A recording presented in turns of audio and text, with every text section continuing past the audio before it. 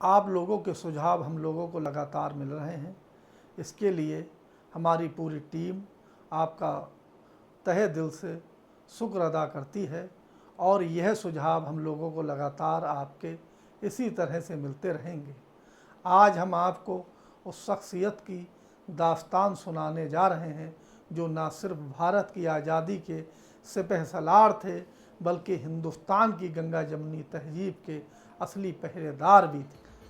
हम बात कर रहे हैं मौलाना अबुल कलाम आज़ाद की। मौलाना अबुल कलाम आज़ाद का जन्म 1888 में सऊदी अरब के मक्का शहर में हुआ था, मगर बचपन में ही माँ बाप का साया उनके सर से उठ गया और फिर भी उन्होंने हिम्मत नहीं हारी।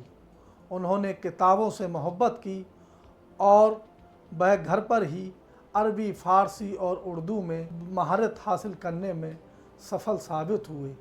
इल्म की रोशनी ने उन्हें हिंदुस्तान की सबसे बड़ी आवाज़ बना दिया। उनकी 18 जनवरी 1920 को पहली बार महात्मा गांधी से मुलाकात हुई। यहीं से उनकी सियासी राह बदल गई।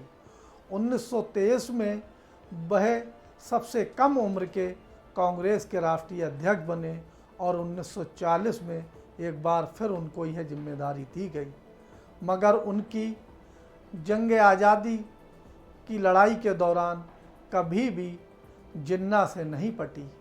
हमेशा उनका आमने सामने से मुकाबला ही रहा। जिन्ना ने एक बार मौलाना को चिट्ठी लिखी और कहा, आप भारतीय मुसलमानों का भरोसा खो चुके हैं। कांग्रेस ने आपको सिर्फ दिखावे के लिए अध्यक्ष बनाया है। लेकिन मौलाना ने जवाब दिया, हिंदू और मुस्लिम आपस में लड़ सकते हैं मगर दोनों सगे भाई हैं। भाइयों की लड़ाई नफ़रत में नहीं बदलनी चाहिए। जब लॉर्ड माउंटबेटन ने बंटवारे का प्लान रखा तो सबसे पहले विरोध में खड़े हुए मौलाना आज़ाद। उन्होंने कहा, किसी भी कीमत पर हिंदुस्तान के दो टुकड़े नहीं होने दूंगा। मगर हालात ऐसे बने कि पटेल और नेहरू भी मान गए। यही वो वक्त था जब मौलाना आज़ाद का दिल सबसे ज़्यादा दुखी हुआ। 15 अगस्त 1947 के बाद जब हिंदुस्तान आज़ाद हुआ तो उन्हें मिला शिक्षा मंत्रालय। उन्होंने IIT, UGC और बड़े शैक्षणिक संस्थान हिंदुस्तान में खोले। इसलिए उन्हें कहा जाता है architect of modern Indian education. 1958 में जब उनकी सेहत बिगड़ी तो जवाहरलाल नेहरू मिलने आए।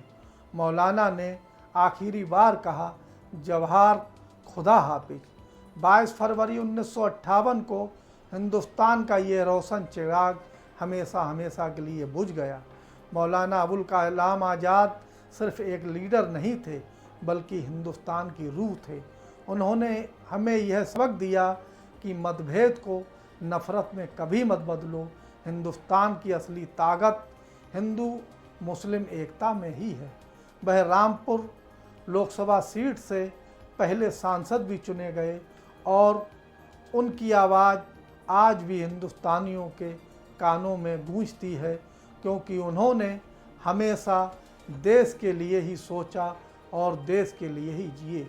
ऐसे और अनसुने स्वतंत्रता सेनानियों की कहानियाँ जानने के लिए द जस्टिस हिंदी को सब्सक्राइब करें, क्योंकि इतिहास को जानना भविष्य को बदलना है।